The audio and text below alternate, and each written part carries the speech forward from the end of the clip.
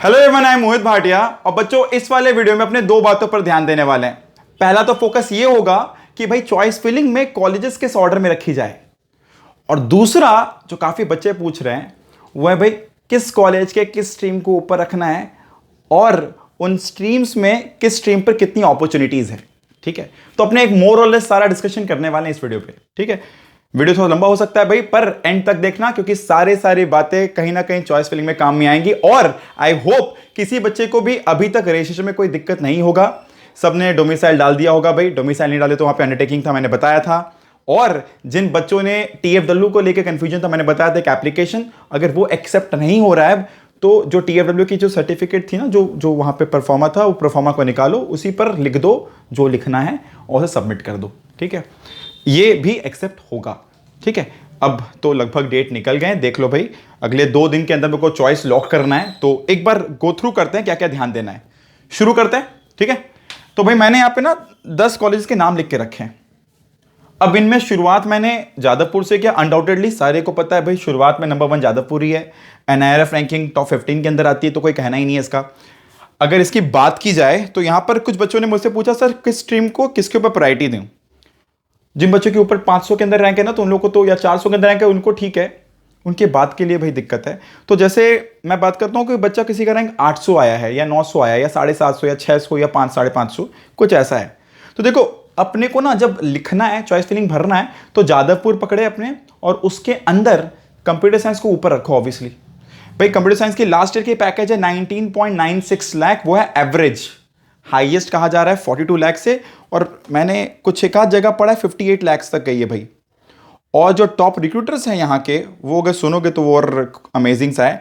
Amazon भाई बहुत अच्छी पेमेंट करने वाली कंपनी है। Amazon, Airtel, Bajaj auto, Capgemini, CSC, CGI, Microsoft, Adobe, Samsung, Bharat petroleum chemical वालों के लिए। ठीक है भाई, और टेक्सास इंस्ट्रूमेंट, ये इलेक्ट्रॉनिक्स की तरफ थोड़ा सा, Qualcomm, Indian private limited, mentor graphics, young optics, CSC limited electrical वालों के लिए। ठीक है, इस तरह से काफ़ी सारे, Infosys, CG Power, HPCL, Foster Wheeler, Berger Paints, Goldman सैक्स, Star Research, Tata Consultancy, Texas Instruments, Reliance Industries, Bennett Coleman, बहुत सारे हैं भाई, रुक जाते हैं, अब नाम नहीं लेते। और ठीक है, काफ़ी सारे कंपनीज हैं। कहा जाता है 80+ रिक्रूटर्स आते हैं यहाँ पर। इनका तो भाई कैंपस एरिया अलग है, कोई कंपैरिजन नहीं है। अगर अब बात आती है किस ऑर्डर में भरना है, तो भाई अगर आपने पहले भर दिए कंप्यूटर साइंस, ठीक है, तो भाई सबसे ऊपर में मैं जो ऑर्डर बता रहा हूं वो ऑर्डर है पैकेजेस या फिर प्लेसमेंट के बेस पर, मैं पहले बता दे रहा हूं। ठीक है, फैकल्टीज भी ऑब्वियसली अच्छी है अनडाउटेडली, पर मैं प्रायोरिटी अभी सिर्फ पैकेजेस और प्लेसमेंट्स को दे रहा हूं। ठीक है, और देखो संग में ना क्वालिटी भी जाता ही है, कहीं ना कहीं हैंड इन हैंड है ये। तो ऐसा नहीं कि भाई जहां पैकेज अच्छे मिले वहां पे बच्चे खराब होंगे, यहाँ पे क्वालिटी अच्छी नहीं होगी पढ़ाई की, ऐसा कुछ है ना, कहीं ना कहीं। बट प्रायोरिटी भी पैकेजेस को लेकर कर रहे हैं। तो जादवपुर में सीएससी सबसे ऊपर रखना है भाई, एवरेज इनका 90.6 है, 90.96 है रादर। फिर नेक्स्ट आती है बारी आईटी की, नेक्स्ट आती है आईटी, चाहो तो नोट कर लो। फिर नेक्स्ट बारी आती है आईटी के बाद, जिन बच्चों को कंफ्यूजन आ रहा है कि सर सीएस आईटी के बाद इन लोग इलेक्ट्रॉनिक्स बोल सकते हैं, इन लोग ईटीसी लिखते हैं, इलेक्ट्रॉनिक्स, इन तीन के बाद क्या करना है। अगर पैकेजेस की बात करें, जो बच्चों को क्लियर है कि सर स्ट्रीम को लेके नहीं, अपने को पैकेजेस लेके देखना है, इंटरेस्ट भी होता है बच्चों का, बट मैं अभी बात कर रहा हूं पैकेजेस को लेकर। तो चौथे पर आती है इंस्ट्रूमेंटेशन भाई, ईआई बोला जाता है। ठीक है, इलेक्ट्रॉनिक्स एंड इंस्ट्रूमेंटेशन। ठीक है, जो भी एक बार देख लेना इंजीनियरिंग, तो ये इसकी पैकेज भी अच्छी जाती है, 8.52 का एवरेज इसका बताया जा रहा है।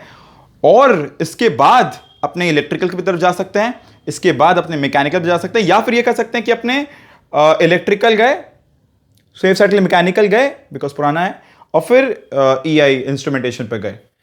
पर पैकेजेस वाइज इंस्ट्रूमेंटेशन ऊपर है, फिर इलेक्ट्रिकल है और फिर मैकेनिकल है। ये ऑर्डर भी फॉलो कर सकते हो, और नहीं तो जो बच्चे कर रहे हैं ऐसा भी कर सकते हैं, सीएस, आईटी, ईसी, पुराने में इलेक्ट्रिकल, पुराना इलेक्ट्रिकल पहले बंद होता है, क्लोजिंग टाइम वाइज देखो, मैकेनिकल और इंस्ट्रूमेंटेशन। अब इसके बाद चाहो तो केमिकल लो, इसके बाद चाहो तो पावर इंजीनियरिंग डालो, फिर मैकेनिकल डालो, या फिर एमएमई डालो, जो डालना है, फूड टेक्नोलॉजी डालो, तुम्हारे ऊपर है। ठीक है, पर अब मान लेते हैं जादवपुर का यहां तक का अपना बात खत्म। अब नेक्स्ट आता है आईएम। तो भाई मेरे रैंक 2 में ना आईएम और सीयू कंपटीशन पे है, यूनिवर्सिटी ऑफ कैलकाटा। अब मैं यूनिवर्सिटी ऑफ कैलकाटा को ना कंपटीशन में नहीं रखता अगर ये थोड़ा और साल बीत जाता।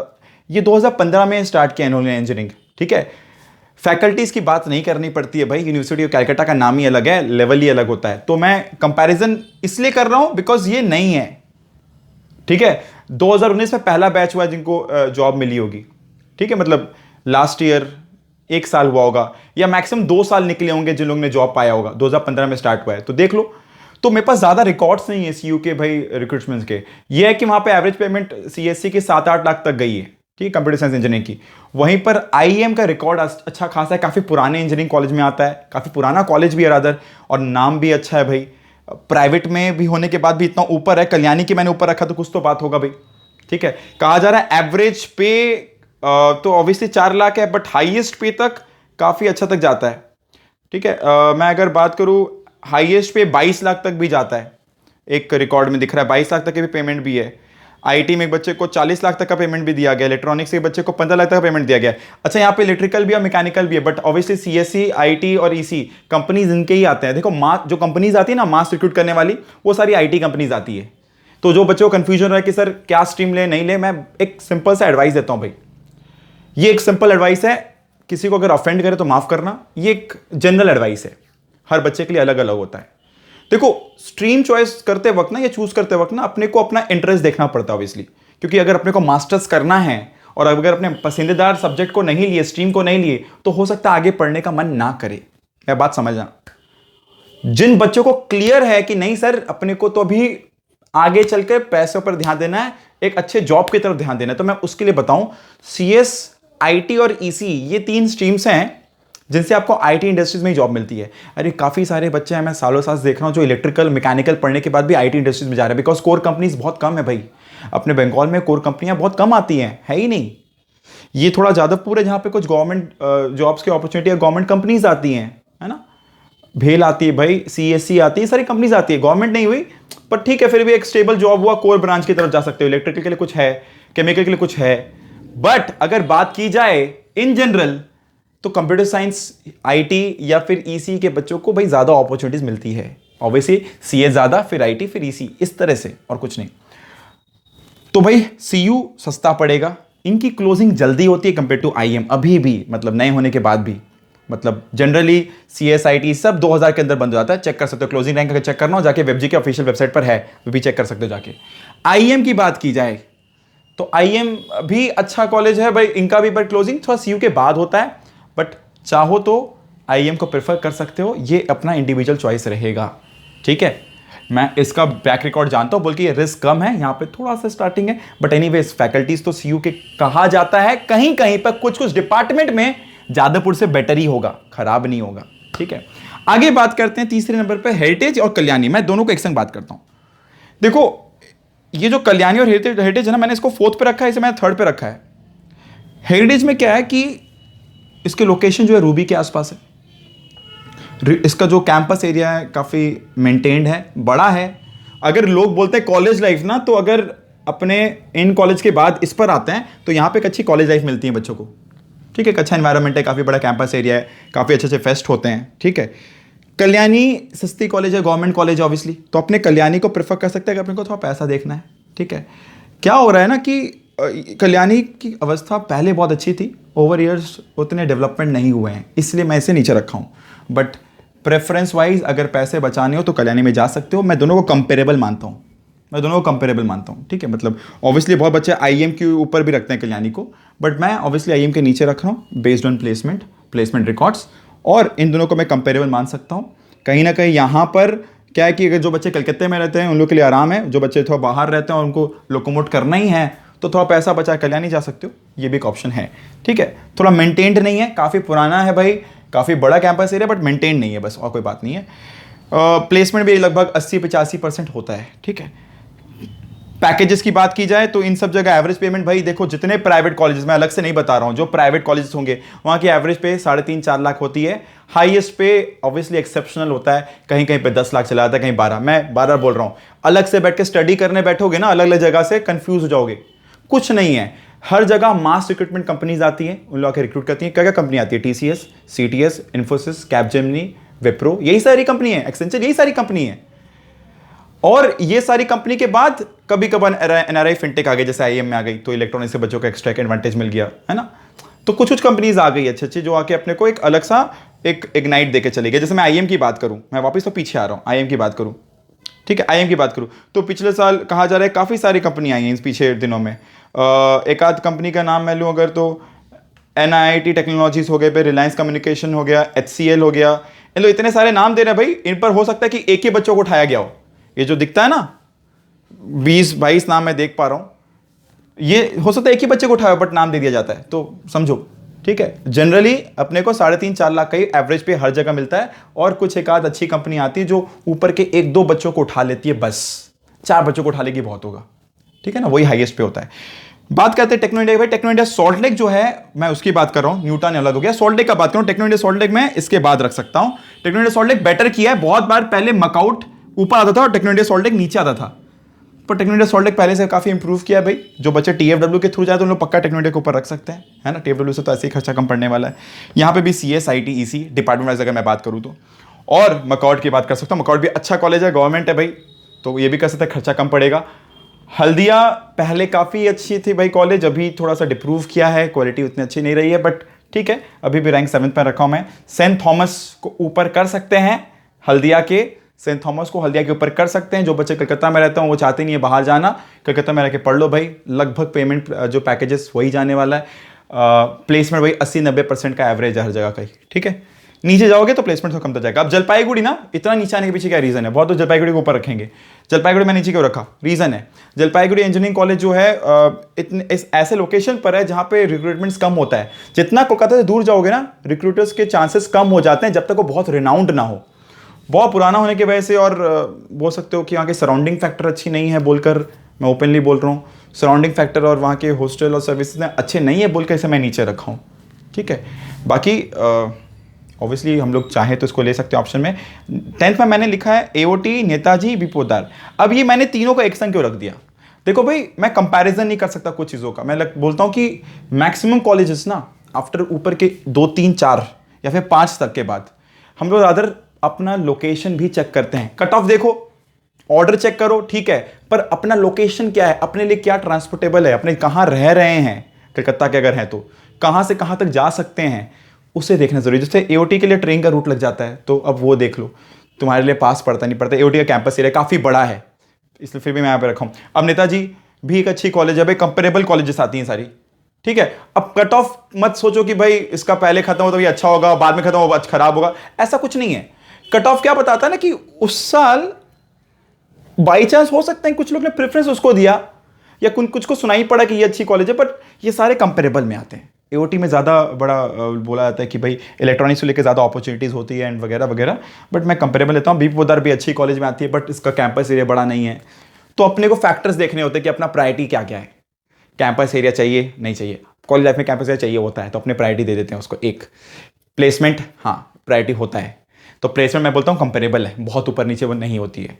कभी कभार ऐसा होता है कि जैसे प्लेसमेंट थोड़ा सा परसेंटेज कम बेसी हो सकता है, बट जो पैकेजेस पे होती है ना वो एवरेज की सेम है लगभग सारे प्राइवेट कॉलेज की।